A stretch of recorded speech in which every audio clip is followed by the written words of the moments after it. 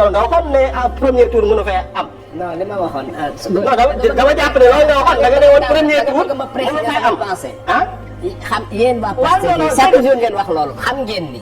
bu élection amoon dëgg-dëgg. kenn waxoon nga ne Pastef kenn mënu faa nekk candidat. bokk Benno Bokk Yaakaar. li ma xaaral ma préciser ba mu leer. Diomaye nekk na parce que yéen même chose yi ngeen di même chose yi ngeen di wax tout le temps. mooy conditionné peuple bi ma leeral la. bu ñu appliqué woon jurisprudence Ousmane Sonko Diomaye du nekk candidat. xam nga ko.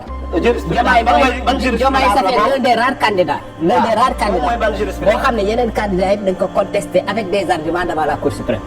devant la Cour suprême Amadou Ba a fait un recours. avec des arguments non sëñ bi dañuy wax nag droit la ñuy wax nag. waaw Amadou Ba dañ ko def recours. donc yow xam nga ni la décision du Conseil constitutionnel qui admet la candidature de Diomaye est très discutable. Ah bon? Bien sûr. Ah bon, et beaucoup de juristes non mais attends d'accord yow gëmal li nga gëm man li ma gëm mooy. waaw. au nom du principe selon lequel.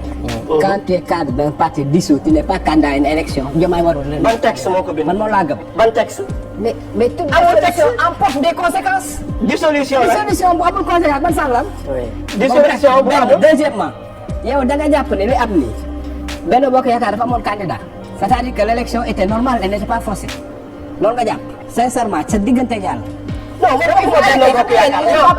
il faut ngeen bàyyi yooyu. temps de parole. sama temps de parole la dagg. non déedéet non ma leeral waaw da nga ma interpellé ba pare bàyyi leen yooyu yéen waa président xam nga yéen xam nga lan mooy seen problème. non j'ai précisé xam nga lan mooy seen problème parce que bi may wax léegi yaa ngi je vais t'expliquer pourquoi. jarul nga may dagg parce que dagguma la damay relancer. bu ñu ma gisee c'est un peu mon rôle aussi. xam nga Souleymane ñii lan mooy seen problème parce que ñoom seen problème c'est que chaque fois qu'ils ont polémiqué avec man ci beaucoup de choses. yàlla daf may dëgg ci ñoom. donc chaque fois bu ñu ñëwee ñoom dañuy jël ay détails yoo xam nañ ni ma ko waxee du noonu mais dañ koy déformer sciemment ils ont besoin de ça.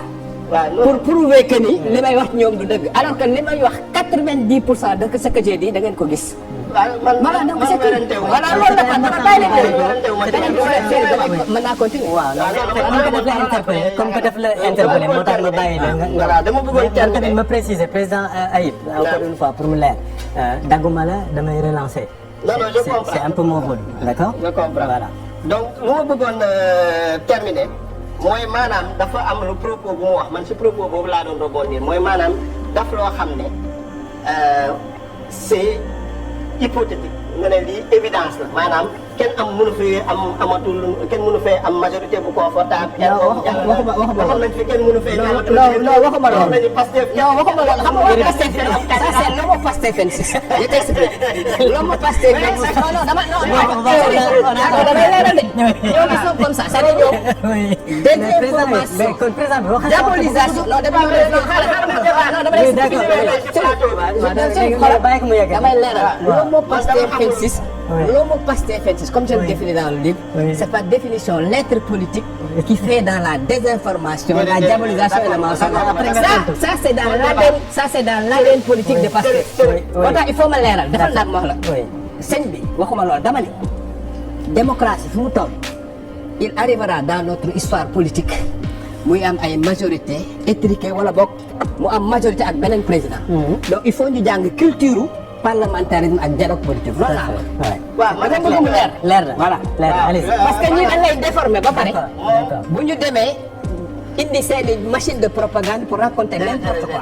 donc il faut may leeral. moom instant yi moom ñuy diaboliser. mais maanaam moom du Nostradamus. maanaam prédiction yu muy def. waaw il peut pas lire la il peut pas lire la jàpp ni c'est relatif. ah man lu ma wax simplement. mooy ni am na loo xam ne pour man.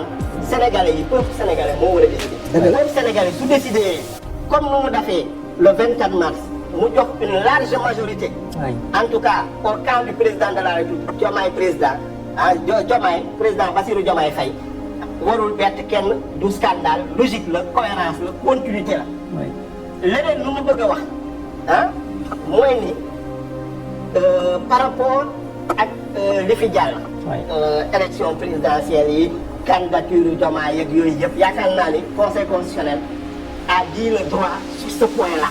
amul benn texte boo xam ne mën nañu ma ko génnal boo xam ne day ne parti bu ñu dissoudre ñu fa jógee war ñoo mën a nekk candidat à l'élection présidentielle parce que les règles pour la candidature à l'élection présidentielle si constitution bi nañ ko fixé. Absolument. kenn mënul créer des règles ex nihilo ah donc loolu pour man du wax boo xam ne am na kii beneen bi mooy naan ay wéy kenn mënul jàll au premier tour mais loolu peuple sénégalais bi démentir na ko peuple sénégalais yi jàll na leen opposant au premier tour donc nañu relativiser suñuy propos nañu relativiser également suñuy analyse ku nekk nag lu mu wax man je respecte ku nekk ay propos ku nekk ay analyse am mais nañ ko relever bañ a conditionné sénégalais yi ci benn sens ou benn orientation moom moo ngi naan homo pacifique man dafa xamul ndax nouvelle responsabilité Amadou Ba la fiy représenté wala ban kii lay représenté non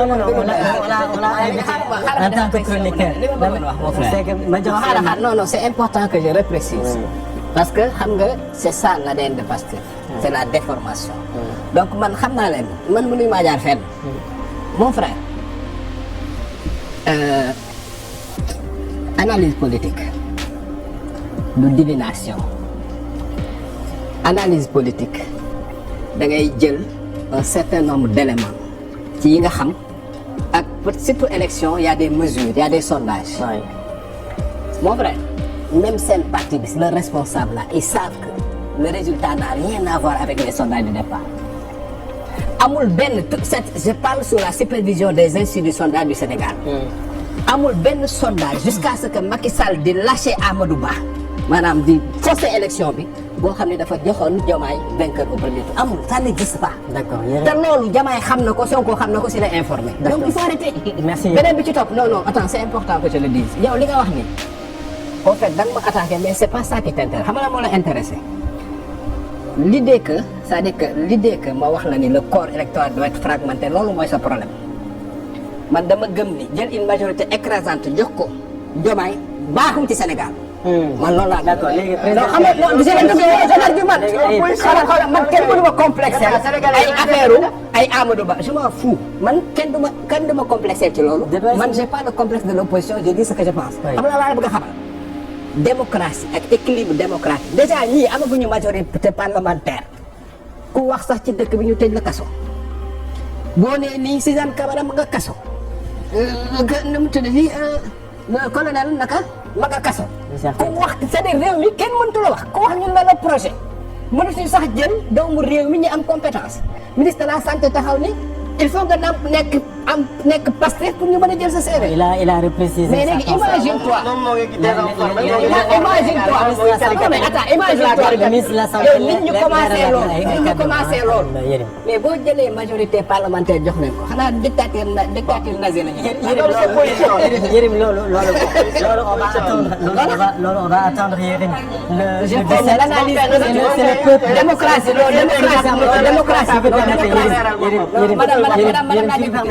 démocratie. Yérim s'il te plaît Yérim. gis nga assemblée contre pouvoir. mais Yérim s'il te plaît. xam nga démocratie Sénégal moo soxla assemblée am équipe.